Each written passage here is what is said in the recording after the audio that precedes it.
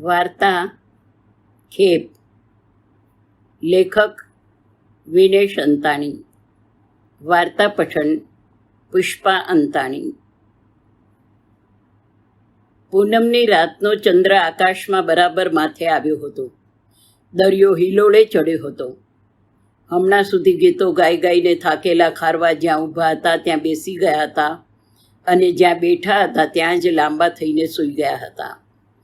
પવન એક ધારું વહેતો હતો. વહાણ એની ગતિમાં આગળ વધતું હતું. ક્યારેક મોટા મોજાની થપ્પડ લાગે કે વધારે પવન ફૂંકાતો ત્યારે વાણના પાટિયામાંથી ચેડ ચેડ અવાજ આવતો હતો. એ અવાજમાં ખેપ હેમખેમ પૂરી કરીને ઘેર પાછા ફરતા ખારવાના શરીરમાંથી ઉઠતી અલસભરી મસ્તીનો અવાજ પણ સંભળાતો હતો. મંગલો એક રસ્સો પકડીને ઊભો હતો. એ દરિયાને જોઈ રહ્યો હતો. મધદરિયાનું ચારે તરફ પથરાયેલું પાણી અને ઉપર ચાંદીમાં ચળકતા મોજા. અત્યારે વામ વામ જેટલા મોજા ઉછળે છે પણ ડર નથી લાગતો. અત્યારે જે દેખાય છે તે તો જાણે દરિયાની છાતીમાંથી ઉછળતી ઉલટ છે. કેટલા બધા જુદા જુદા રૂપો દેખાડ્યા દરિયાએ. થોડા દિવસો પહેલાં મધદરિયે તોફાન ઉઠ્યું હતું. ક્ષિતેજમાંથી કાળા કાળા વાદળા દેખાવા લાગ્યા હતા અને પવનનો મિજાજ પણ ફરી ગયો હતો. વાણના ખારવા તોફાનની પહેલી દહેશતની સાથે જ સાબદા થઈ ગયા હતા. એક તરફથી આકાશ ગોરંભાતું હતું અને બીજી તરફથી પવનના વધતા જતા વેગમાં મોજા ઊંચા ને ઊંચા ઉછળવા લાગ્યા હતા. 2 રાત ચાલ્યું હતું તોફાન. આમ તેમ ફંગોળાતા વાણના પાટિયાના સાંધે સાંધામાંથી વાણ ચીસો પાડતું હોય તેવા અવાજો મંગલાએ સાંભળ્યા હતા. હારૂન જેવા કાબિલ માલમ માટે પણ સુકાન સંભાળવું મુશ્કેલ બની ગયું હતું. પવનના વેગમાં પછડાટ ખાતો સઢ ફાટવા લાગ્યો હતો. વાણની દિશા જરા આડી ફંટાઈ ગઈ હતી. વરસાદ વધે કે તોફાન લાંબુ ચાલે તો ઊંચા ઉઠતા દરિયાના મોજાના પાણી વાણમાં એવા ભરાઈ જાય કે ઉલેચી ન શકાય તેવો ભય હતો. સલામ બેલી અને હિંમત મ છડ જાના પોકારોથી વાણનો ખૂણે ખૂણો ગાજી ઉઠ્યો હતો. મંગલો જોઈ રહ્યો હતો તંગ થઈ ગયેલા રસ્સાઓ. વિકરાળ મોજાની થપાટોથી હાલક ડોલક થઈ ઉઠતું વાણ. 2 પગ પહોળા કરીને ઊભેલા નાકાઓના મજબૂત સ્નાયુ, એમના કાળા ચહેરા, ઉડી ગયેલા ખરબચડા વાળ અને આંખોમાં તોફાનને હંફાવતું જનૂન. મંગલાએ પહેલી વાર મોતને નજર સામે જોયું હતું. પેટમાં વલોણું થતું હતું. ખેપના શરૂઆતના દિવસોમાં નહોતી થઈ પણ તોફાનમાં આમથી તેમ અફળાતા એને 2-3 વાર ઉલટી થઈ હતી. નંઢો અહીંયા બચ્ચા નાતા, નાનો છો બચ્ચા હજી તો, એક પ્રૌઢ નાખવાએ મંગલાના પેટમાં ઠોંસો મારતા કહ્યું હતું. તોફાન અને મરણની સામે ઝઝૂમતા ખારવાઓના મોઢા પર ડરની એક પણ રેખા દેખાઈ નહોતી. મૃત્યુ વિશે તો જાણે વિચારતા જ નહોતા. એ લોકો સામનો કરતાં કરતાં હસી પણ લેતા હતા. બીજા એક જણે તો ઉમેર્યું, પેલી ખેપતા પેલી સુવાવડ જેડી ભા મંગલા, આંગરા બહાર નીકળી પોંધા. પહેલી ખેપ તો પહેલી સુવાવડ જેવી ભાઈ મંગલા, આંતરડા બહાર નીકળી આવશે. તોફાન ધીરે ધીરે શાંત થઈ ગયું હતું. હારૂન માલમે કાંઠે ઉતરીને સીધા આશાપુરા માતાના દર્શને જવાની માનતા માની હતી. મંગલાએ શાંત પડતા જતા તોફાનની વચ્ચે આંખો બંધ કરીને પોતાના બંદરના ગામ વિશે વિચાર કર્યો હતો. એ બંધ આંખે જાણે ગામની ખાલી શેરીઓમાં ભટકતો હતો. બધા જ ઘરની ડેલી બંધ હતી. એક ઘરમાંથી એની પાગલમાનો આછો આછો અવાજ સંભળાયો હતો. એને તો ખબર પણ નથી કે મંગલો વાણે ચડીને ખેપ કરવા ગયો છે. માં તો હજીએ જાણે મંગલાનો બાપ ખેપમાંથી પાછો વળે તેની જ વાટ જોયા કરે છે. ડેલીઓ કેમ બંધ હતી? મંગલાને તો એવું જ લાગતું હતું કે દરેક બંધ ડેલીની અંદર રૂકમી સંતાઈ ગઈ છે. તોફાન ઓસર્યું તોય શું? એ તોફાનમાં ડૂબી મર્યો હોત તોય શું ફરક પડવાનો હતો? મંગલાએ હોઠ પર જીભ ફેરવી. ખારાશ સિવાય બીજો કોઈ સ્વાદ આવતો નહોતો. એણે આસપાસ જોયું. સ્થિર થવા લાગેલા દરિયાના પાણી પર વાણનું સમારકામ શરૂ થયું હતું. પાણી ઉલેચી શકાયું હતું. સઢ સાંધી લેવામાં આવ્યો હતો. વંડકિયામાં ભરેલો માલ દરિયામાં વામવાની જરૂર પડી નહોતી. વાણની દિશા નક્કી થઈ ગઈ હતી. આજે સવારે કિનારા તરફથી ઉડતા આવતા પક્ષીઓ દેખાયા ત્યારે પહેલીવાર હારૂનના સખત જડબા પર જરા હળવાશ દેખાઈ. દાઢીમાં અંગૂઠાનો નખ ઘસતા એણે કહ્યું હતું, હાણે પૂગી આવ્યા સી, હવે પહોંચી આવ્યા. પછી ઊંડો શ્વાસ ખેંચીને એની પહોળી લાલ આંખે દરિયાના ચળકતા પાણી સામે જોતો ઊભો રહ્યો હતો. સાંજે દૂર દૂરથી જમીનનો આભાસ થવા લાગ્યો હતો. બંદર હજી એક રાત જેટલું દૂર હતું, પણ જાણીતી નિશાનીઓ દેખાવા લાગી હતી. દરિયાની ક્ષિતિજ પર એક ઓર સૂરજ આથમતો હતો અને તે જ ઘડીએ બીજી તરફથી ચંદ્રની ધાર દરિયામાંથી બહાર નીકળી હતી. ખારવાઓએ મધરાત સુધી ગીતો ગાયા હતા. હારૂન જેવા હારૂને પણ દરિયાલાલને ભેરું જેવો કલ્પીને પોતે જ રચેલું ગીત કર્કશ અવાજમાં ગાયું હતું. હારૂનના ઘૂઘરી છાતીમાંથી બહાર નીકળતું ગીત જાણે નમક સાથે ખરડાઈ ખરડાઈને સંભળાતું હતું. મંગલાને વિચાર આવ્યો હતો, હારૂન માલમના લોહીનો સ્વાદ પણ દરિયાના પાણી જેવો જ ખારો હશે. કાંઠે પહોંચવાની તલબ સાથે મહિનાઓની ખેપ પૂરી કરીને પાછા વળી રહેલા ખારવાઓ લાંબા થઈને સૂતા હતા. એમની બંધ આંખોમાં આવતીકાલે મળનારી પોતપોતાની ખારવણોના સપના જાગતા હશે. અક્કડ થઈ ગયેલા રસ્સા જેવા ખારવાઓ આવતીકાલે તો ખારવણોની કોમળતામાં ઓગળી જશે. એથી તો ઊંઘમાં પણ એમના બધાના મોઢા પર સ્મિત દેખાય છે. પણ મંગલો ઉદાસ હતો. એની આંખોમાં ઊંઘ નહોતી. એ ચાંદનીમાં ચળકતા પાણી સામે તાકતો ઊભો હતો, ઉદાસ અને એકલો. મંગલાએ આકાશ તરફ ખાલી નજર ફેંકી. સફેદ પક્ષીઓ લાંબી ડોક તાણી એક હારમાં ઉડતા આવ્યા અને કાંઠાની દિશા તરફ આગળ વધી ગયા. મંગલાની આ પહેલી ખેપ હતી. રૂકમીએ જો હટ ન કર્યો હોત તો એ કોઈ દિવાણે ચડ્યો જ ન હોત. રૂકમી યાદ આવતાની સાથે જ મંગલાના લોહીમાં સઢ ખેંચાયો અને વાવડાનો સાથ ન મળ્યો હોય તેમ સઢ લબડી પડ્યો. મંગલાની આંખો બળવા લાગી. એને પોતાને પણ ખબર ન પડી અને બે ચાર આંસુ ખરી પડ્યા.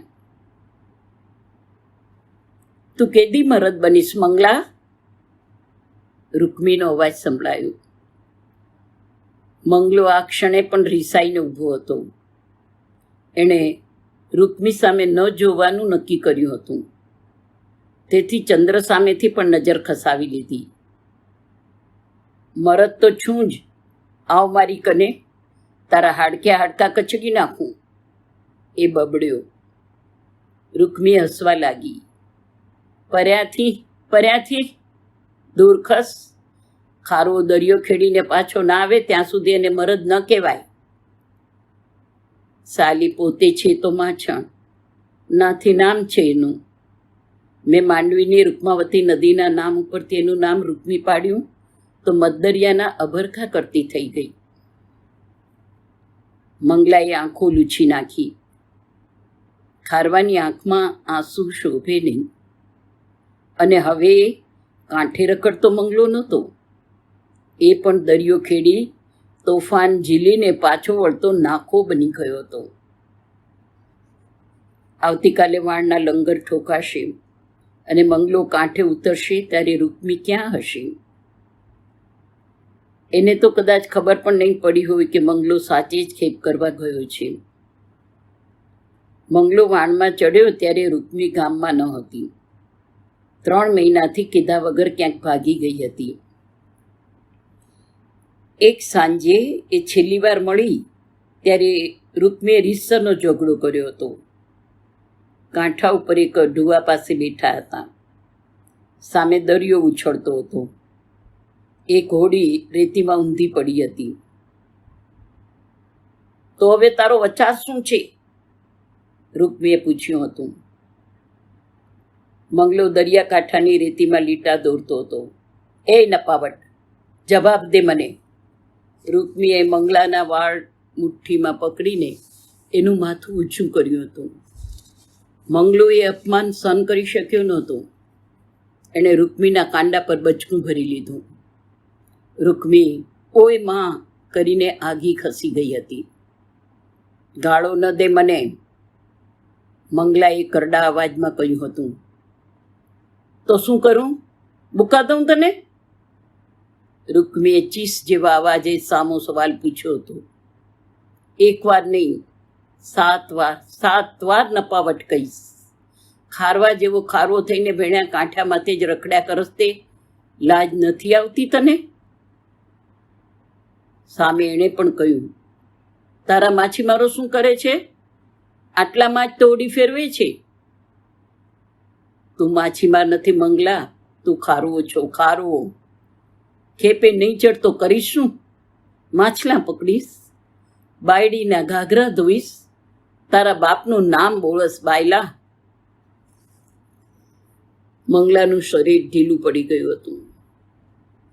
એનો બાપ તો એના જમાનાનો ખૂંખાર માલમ ગણાતો.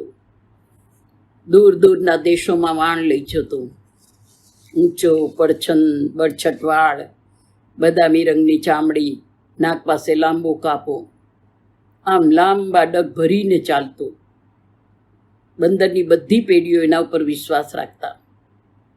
ખેપ લઈને જતો ત્યારે પણ ખડખડાટ હસતો હોય અને પાછો આવતો ત્યારે પણ ખડખડાટ હસતો હોય. કાંઠે ઉતરીને મંગલાની મા અને મંગલા બંનેને અધ્ધર ઊંચકી લેતો, પછી ગોળ ગોળ ફરતો. રવાડી નીકળે ત્યારે આખા માર્ગે વાંકો વળી અને મોટો ઢોલ વગાડતો વગાડતો નાચતો. એ જ બાપ, એ જ માલમ 1 વાર ખેપમાં ગયો અને કદી પાછો ના આવ્યો. મંગલો તે વખતે 8-9 વર્ષનો. એણે માને આખો દિવસ દરિયાકાંઠે નેજું કરીને ઊભેલી જોઈ હતી. કેટ સવાણા પાણીમાં માં ઊભી રહેતી. એના વાળ દરિયાની ખારી હવામાં ઉડતા રહેતા. એ ફાટેલી આંખે દરિયા સામે મીટ માંડીને ઊભી રહેતી, પણ એનો ખારવો છેલ્લી ખેપમાંથી પાછો ન આવ્યો. એક ભાંગતી રાતે મંગલાએ માની ચીસ સાંભળી હતી. એ ઝબકીને બેઠો થઈ ગયો હતો. આછા અજવાળામાં એણે થોડા માણસોને ડેલીમાં ઊભેલા જોયા હતા. એ લોકો સમાચાર લાવ્યા હતા. મધદરિયાના તોફાનમાં મંગલાના બાપે બધાને બચાવીને મોકલી દીધા હતા, પણ પોતે વાણ ભેગો દરિયાના પેટાળમાં સમાઈ ગયો હતો. એ રાતથી મંગલાની માં પાગલ થઈ ગઈ હતી. એ ઘરના ખૂણામાં ગોદડી પર બેઠી હોય છે. ક્યારેક દોડતી દરિયાકાંઠે પહોંચી જાય અને નેજું કરીને કલાકો સુધી જોયા કરે છે. બાપના મોતના સમાચાર પછી શું થયું તે મંગલાના પગ દરિયા ભણી મંડાયા જ નહીં. એ ગોદામોમાં મજૂરી કરવા લાગ્યો, પણ ગોદામનો માલ ભરતા વાણે ચડીને ખેપ કરવાની હિંમત એનામાં ન ઉઠી. રૂક્મી ઊંધી પડેલી હોડી પર ચડી ગઈ હતી. ત્યાંથી જ એણે બૂમ પાડી હતી. છેલ્લી વાર પૂછું છું, આ વખતે ગોસે ચડવાનો છો કે નહીં? મંગલો પગ પછાડતો ઊભો થઈ ગયો હતો. નકર ગોસે નહીં જાતો હું કોઈ દી તને મળવા નહીં આવું. રૂક્મી, આપણે લગ્ન કરવાના કોલ દીધા છે. જા જા, તારા જેવા બાયલા સાથે કોણ પરણે? મંગલો રૂક્મી તરફ દોડ્યો હતો. રૂક્મી, મારી ગાંડી માની મને ચિંતા થાય છે. એને હું સાચવીશ. તું ગોસે જા. ના, નહીં જાઉં. તારાથી એક ઘડીએ છેટો નહીં થાઉં. રૂકમીની આંખમાં રેતી જેવી છાંટ દેખાઈ હતી.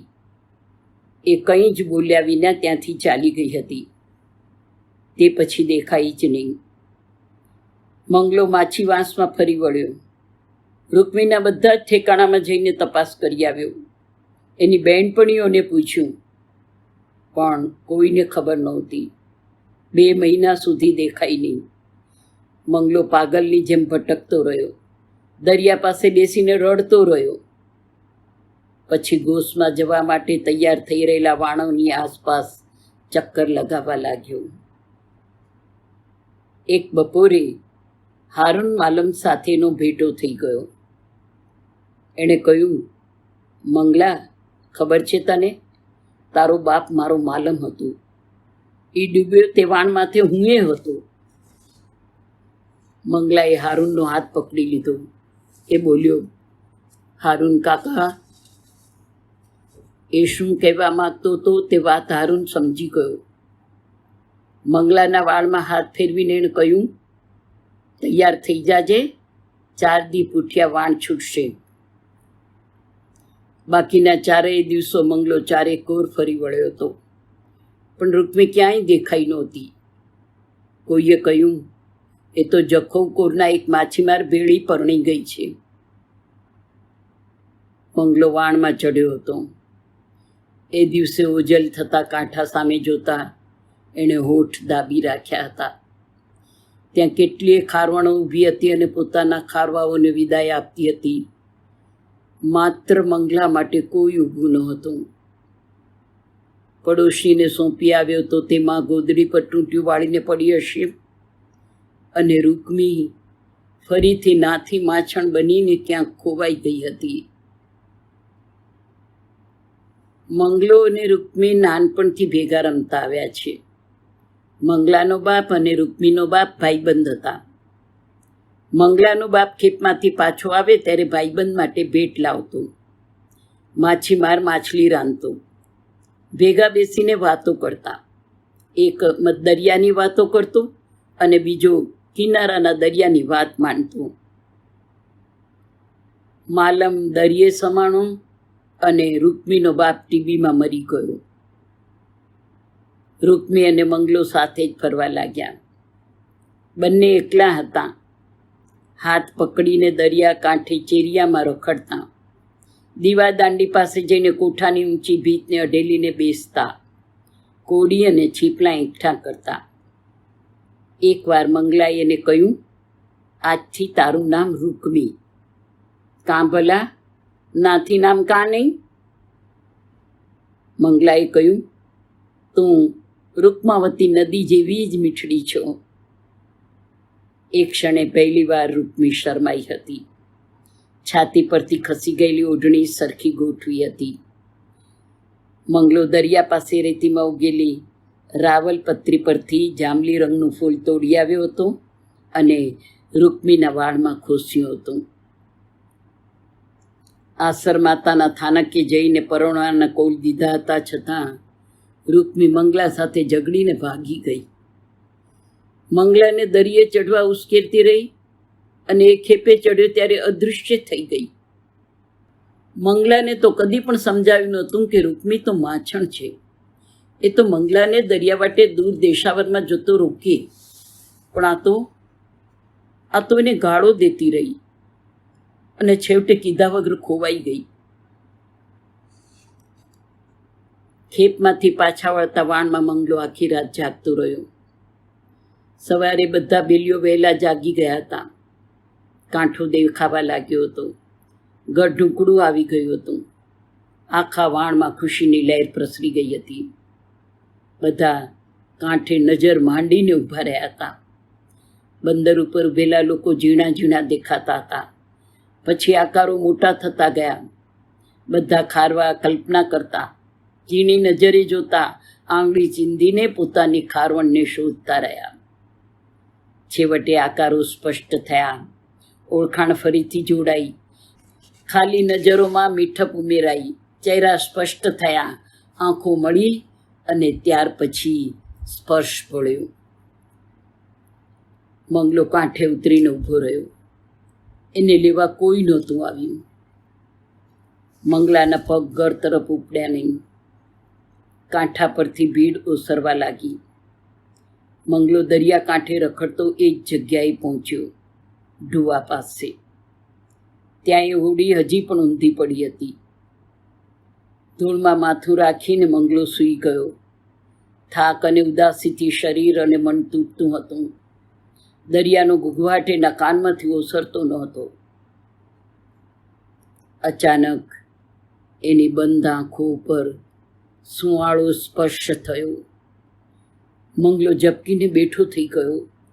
એ માની જ ન શક્યો. સામે ઊભા પગે રૂકમી બેઠી હતી. એના હાથમાં રાવલપત્રીનું જાંબલી રંગનું ફૂલ હતું.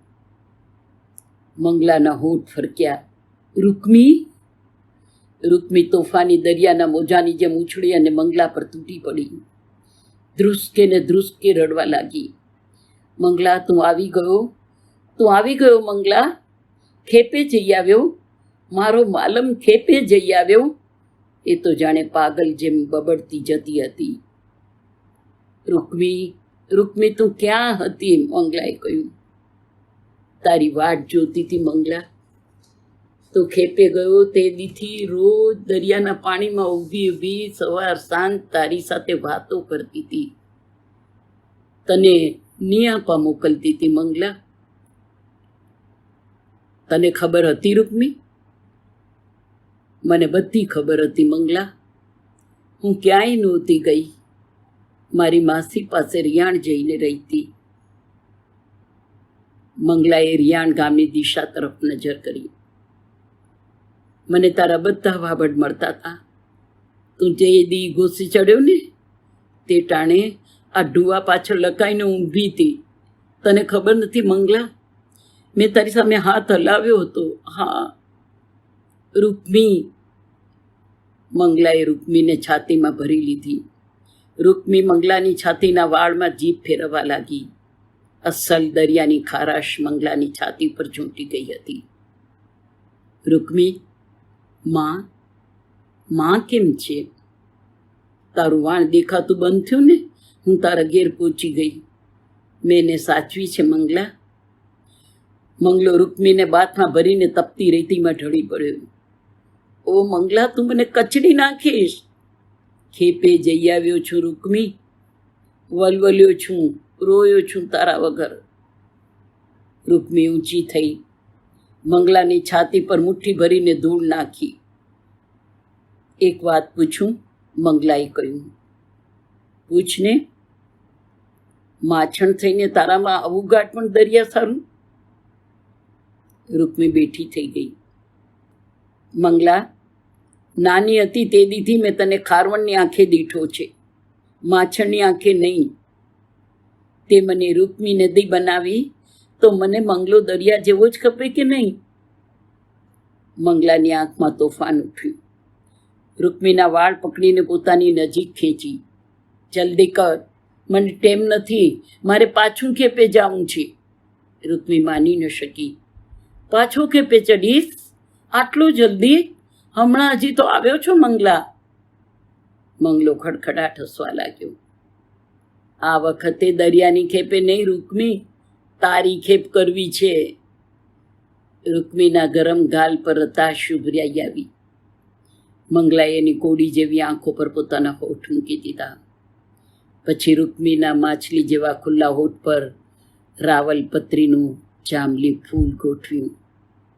રૂકમાવતી નદી દરિયો બની ગઈ.